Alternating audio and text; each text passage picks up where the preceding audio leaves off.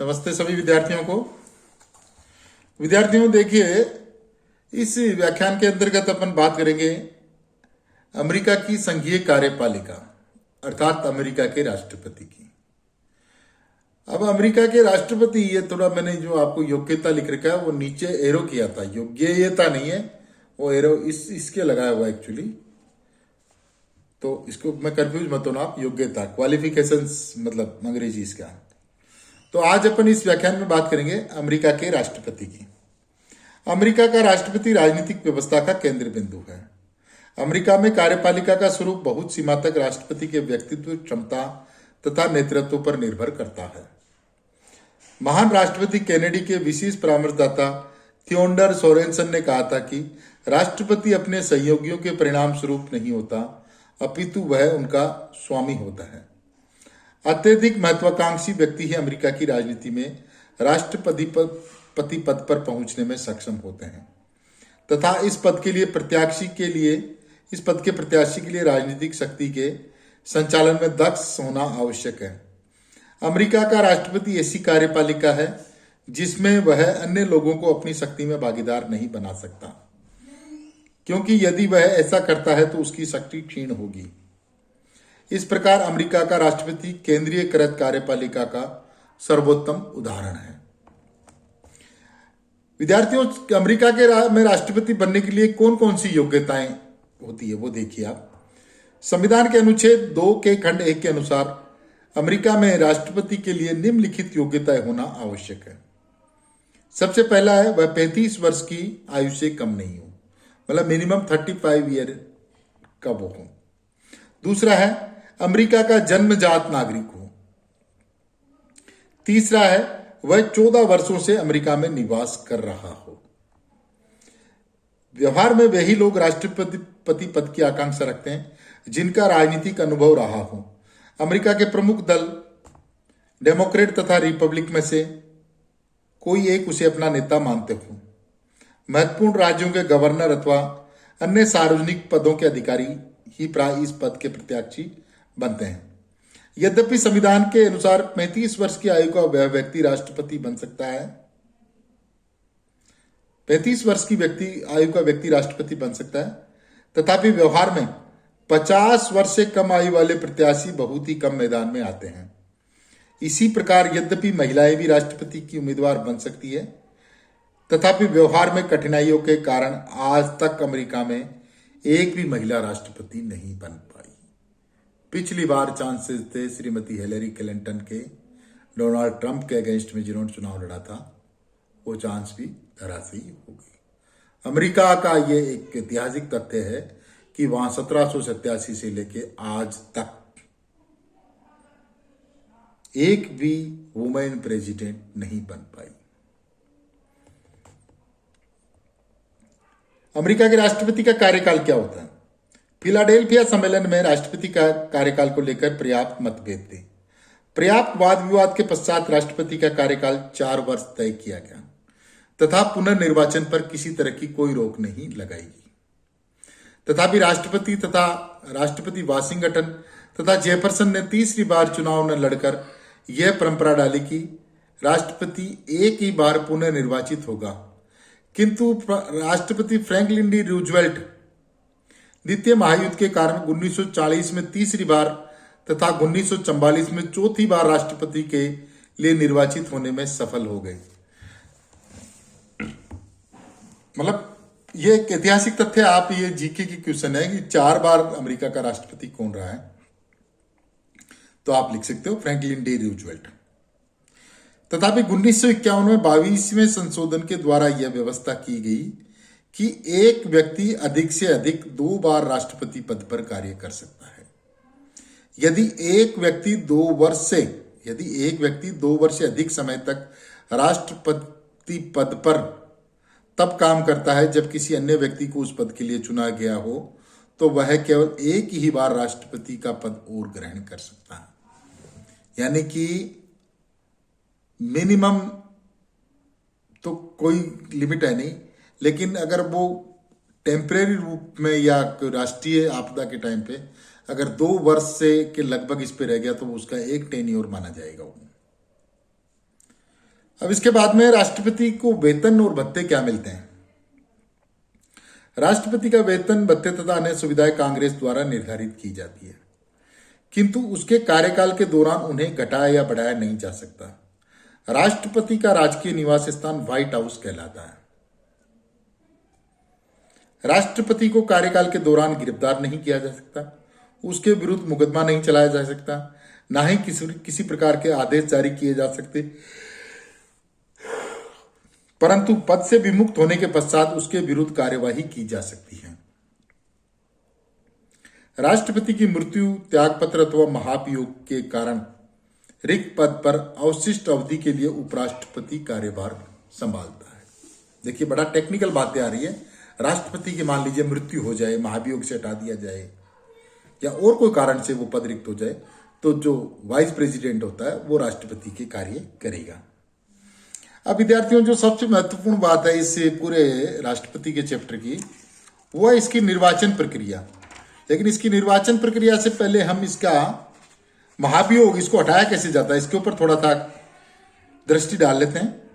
संविधान के अनुसार राष्ट्रपति को महाभियोग के द्वारा ही हटाया जा सकता है।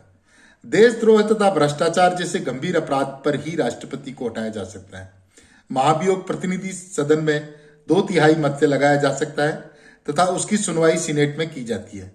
जब सीनेट महाभियोग के आरोप की जांच करती है तो वह एक न्यायालय के समान कार्य करती है तथा सर्वोच्च न्यायालय के मुख्य न्यायाधीश उसकी अध्यक्षता करते हैं। यह प्रक्रिया इतनी जटिल है कि आज तक किसी राष्ट्रपति को महाभियोग के द्वारा नहीं हटाया जा सका।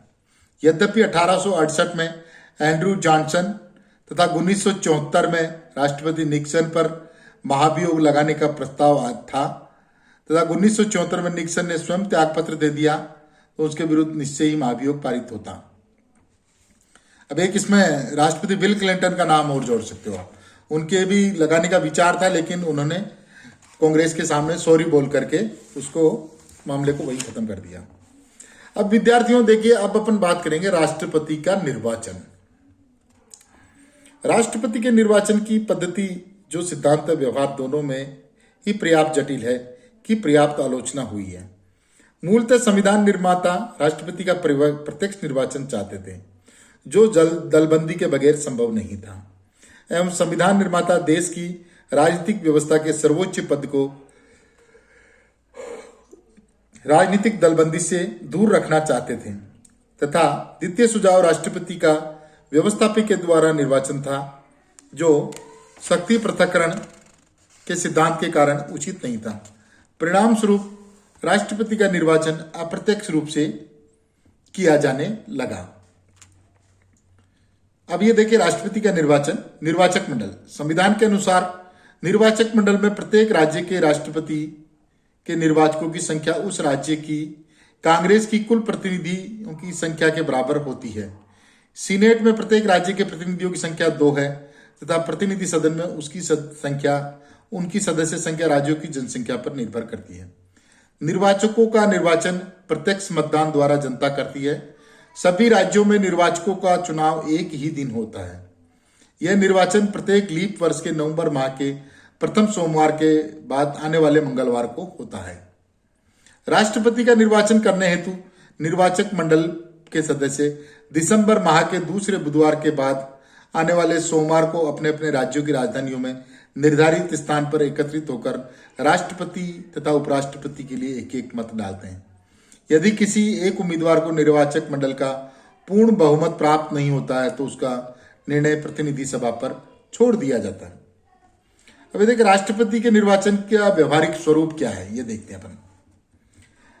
संविधान द्वारा राष्ट्रपति के निर्वाचन की अप्रत्यक्ष व्यवस्था इसलिए की गई कि राष्ट्रपति पद को राजनीतिक दलबंदी से दूर रखा जाए, किंतु राष्ट्रपति का निर्वाचन पूर्णतः राजनीतिक दलों का खेल बन गया तथा निर्वाचक मंडल में दलीय स्थिति को देखकर ही यह पता लग जाता है कि कौन राष्ट्रपति बनेगा। पहला है प्रत्याशियों का मनोनयन। राष्ट्रपति तथा उपराष्ट्रपति के लिए प्रत्याशियों का चयन करने के लिए राष्ट्रीय चुनाव वर्ष में प्रमुख राजनीतिक दल जुलाई अगस्त में राष्ट्रीय सम्मेलन का आयोजन करते हैं। इसमें दल के प्रत्येक राज्य के प्रतिनिधि भाग लेते हैं। राष्ट्रीय सम्मेलन का आकार घटता बढ़ता रहता है। प्रारंभिक स्तर पर प्रतिनिधियों का चयन लोकतंत्रीय बनाने के लिए अधिकाधिक सदस्यों को भाग लेने के लिए प्रोत्साहित किया जाता है, किंतु पिछले कुछ वर्षों में प्रारंभिक स्तर पर सदस्यों की भागीदारी घटी है। राष्ट्रीय सम्मेलन का महत्वपूर्ण कार्य राष्ट्रपति पद के लिए प्रत्याशियों का मनोनयन करना होता है।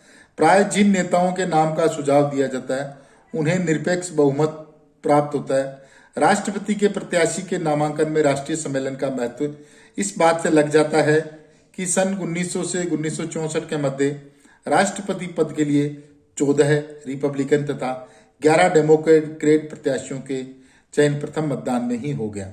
उपराष्ट्रपति के लिए भी औपचारिक नामांकन होता है। प्राय ऐसे व्यक्ति का नाम उपराष्ट्रपति के लिए नामांकित किया जाता है जो यद्यपि स्वयं राष्ट्रपति पद के लिए सफल होने की क्षमता तो नहीं रखता, किंतु राष्ट्रपति पद के लिए नामांकित प्रत्याशी के लिए सहायक तथा सहयोगी सिद्ध हो सकता है। दूसरा स्टेप इसका चुनाव अभियान। प्रमुख दलों द्वारा राष्ट्रपति उपराष्ट्रपति पद के प्रत्याशी का नामांकन हो जाने के बाद प्रत्याशी के पक्ष में प्रचार प्रारंभ हो जाता है। इस प्रकार अप्रत्यक्ष निर्वाचन होने के बावजूद दलीय व्यवस्था ने राष्ट्रपति के निर्वाचन को प्रत्यक्ष निर्वाचन का स्वरूप प्रदान कर दिया। तीसरा जो स्टेप है, निर्वाचक मंडल का चुनाव। प्रमुख दलों द्वारा निर्वाचक मंडल के लिए उम्मीदवार खड़े किए जाते हैं। निर्वाचक मंडल के सदस्यों का निर्वाचन निर्धारित दिन किया जाता है। यह परंपरा पड़ गई है कि एक राज्य में मतदाता जिस दल को बहुमत देते हैं, राज्य के सभी वोट उस दल के प्रत्याशी को मिलते हैं। इससे प्रत्येक राज्य में बहुमत प्राप्त दल को ही सभी स्थान प्राप्त हो जाते हैं। अर्थात राज्य के सभी निर्वाचक मंडल के सदस्य एक इकाई के रूप में मतदान करते हैं, ताकि राष्ट्रीय स्तर पर राज्य एक विभाजित पक्ष के रूप में नहीं दिखे। इस प्रकार राज्यों के निर्वाचक मंडलों में प्राप्त बहुमत वाले दल का प्रत्याशी राष्ट्रपति पद के लिए चुना जाता है। चौथा जो स्टेप है इसका वो है निर्वाचक मंडल द्वारा राष्ट्रपति का चुनाव। अंत में निर्वाचक मंडल द्वारा राष्ट्रपति का निर्वाचन एक औपचारिकता मात्र रह जाता है। निर्वाचन मंडल के सदस्य अपने अपने राज्यों की राजधानी में राष्ट्रपति तथा उपराष्ट्रपति पद के लिए विभिन्न उम्मीदवारों के पक्ष में मतदान करते हैं। मतों की गणना की जाती है। उन्हें प्रमाणित करने के बाद सीनेट अध्यक्ष के पास भेज दिया जाता है। सीनेट का अध्यक्ष कांग्रेस के संयुक्त अधिवेशन में मतों की गणना कर अधिकृत रूप से जीतने वाले व्यक्ति के नाम की घोषणा करता है। इस प्रकार से ये राष्ट्रपति का निर्वाचन हो गया था। अब राष्ट्रपति निर्वाचन होने के बाद में क्या करेगा, ये अपन अगले अध्याय में देखेंगे।